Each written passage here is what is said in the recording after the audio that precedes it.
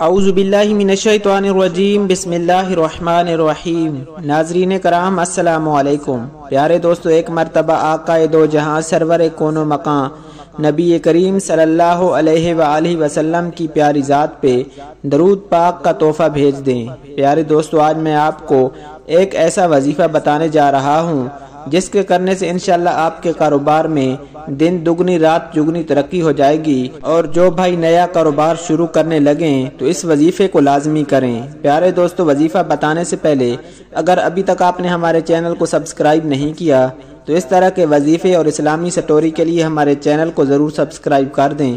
Video اچھی لگے تو ویڈیو کو لائک اور شیئر ضرور کریں، اور اپنی رائے کا اظہار کامنٹ سیکشن میں ضرور کر دیا کریں۔ پیارے دوستو، دشمن کا خوف دور کرنا ہو تو آپ نے اس آیت کو اپنے اوپر 7 مرتبہ پڑھ کر دم کرنا ہے اور اپنے سینے پہ دم کرنا ہے، انشاءاللہ خوف دور ہو جائے گا۔ سورۃ البقرہ کی آیت نمبر 18، سم بکم عمی فہم لا یرجعون۔ کسی دشمن یا موذی جانور کا خوف ہو تو 7 مرتبہ اس آیت کو پڑھ کر اپنے سینے پر دم کریں، انشاءاللہ تعالی خوف دفع ہو جائے گا۔ پیارے دوستو، کاروبار میں ترقی چاہتے ہو تو یہ آیت پڑھیں، للہ ما فی السماوات والارض ان اللہ هو الغنی الحمید۔ یہ سورہ لقمان کی آیت ہے۔ کاروبار میں ترقی کے لیے یا نیا کاروبار شروع کرنا چاہیں تو اس سے پہلے اس آیت کو روزانہ 141 مرتبہ پڑھیں، انشاءاللہ ضرور برکت ہوگی۔ پیارے دوستو، جب بھی کسی آدمی کو غصے میں دیکھیں تو دل ہی دل میں سورہ بقرہ کی آیت نمبر 18 پڑھ کر اس آدمی کے تصور کر کے پھونک مار دیں، انشاءاللہ جلدی اس کا غصہ دور ہو جائے گا۔ نہایتی آزمودہ عمل ہے۔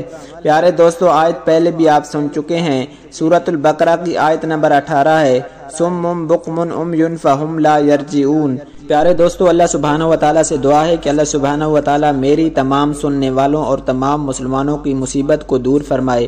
اللہ سبحانہ و تعالیٰ ہماری تمام دل کی مرادیں پوری فرمائے۔ اللہ سبحانہ و تعالیٰ ہمیں 5 وقت باجماعت نماز پڑھنے کی توفیق عطا فرمائے۔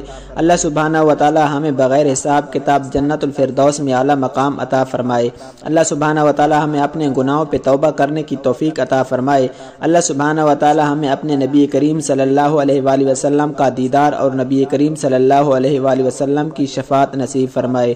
پیارے دوستو، اس طرح کی ویڈیوز کے لیے ہمارے چینل کو ضرور سبسکرائب کر دیں۔